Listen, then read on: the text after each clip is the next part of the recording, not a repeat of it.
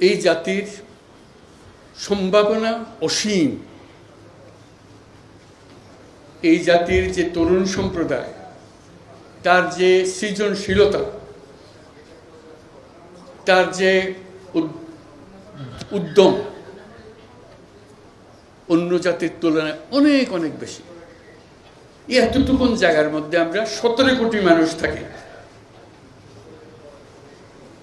এই 17 কোটি মানুষকে আমরা আরো বহু উপরে নিয়ে যেতে পারি শুধু এই গুতাগুতি মারামারি খুনাখুনি এটার থেকে বাঁচছে, আর তো কিছু নেই। তো ওরা তো জানে সবাই কি করতে হবে।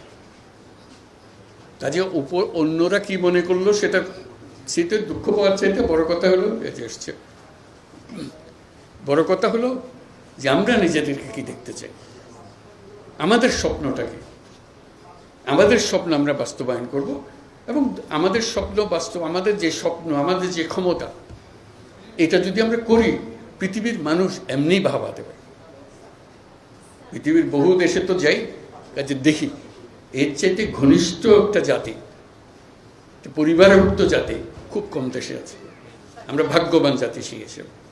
কাজেই আমাদেরকে সেই লক্ষ্যে যেতে হবে। গণমাধ্যমের পরিবর্তন কিংবা রাষ্ট্রীয় যে প্রতিষ্ঠানগুলো আসলে নিজের স্বাধীন মতো কাজ করতে পারছিল না, বিচার ব্যবস্থা সহ, সেই পরিবর্তনে স্যার আপনারা কি কাজ করবেন? ওগুলো সব নষ্ট হয়েছে বলে তো আজকে দুঃখের মধ্যে।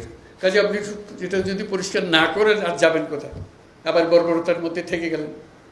কাজে এটা পরিষ্কার করতেই হবে, এটার কোনো বিকল্প নেই।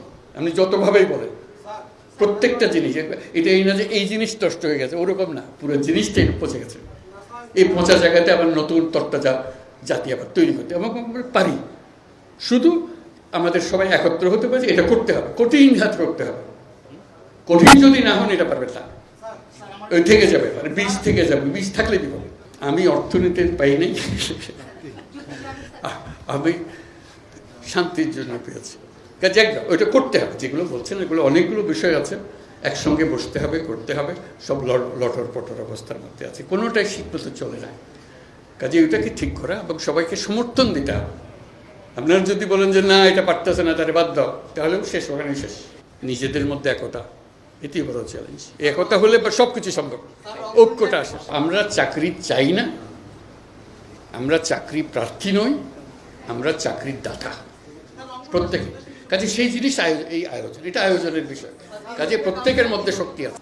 যন্ত্র যেটা আমরা নিজেদের জন্য তৈরি করেছি, এটা পচে গেছে বলে কিছু হচ্ছে না। হলে যন্ত্র যদি ঠিক মতো চলে, কিছু সমাধান আছে। কাজে এখন আমরা যন্ত্রটা ঠিক করি আগে, হলে কাজ করতে থাকবে। ঘন্টা বাজবে যখন ঘড়ি চলে না। অচল ঘড়ি নিয়ে আপনি কী করবেন? এটা নিয়ে যত কান্নাকাটি করেন কিছু করতে পারবেন না। তো কাজে যন্ত্রটা ঠিক করার জন্য এটাই হলো মুহূর্ত। সেখানে আপনাদের ভূমিকা খুব গুরুত্বপূর্ণ। বহু দোষ আছে, তো এটা একটা আলাদা আলাদা বলার দরকার নাই, এটা সবাই জানে, আপনিও জানেন, আমিও জানি। এখন হলো যে যখন অ্যাকশন নেওয়া শুরু হবে, আপনারা সমর্থন করবেন। আপনি যদি এটা করলো, ওর করলো না কেন, তাহলে আবার এগুলো চক্করে পড়ে গেলাম।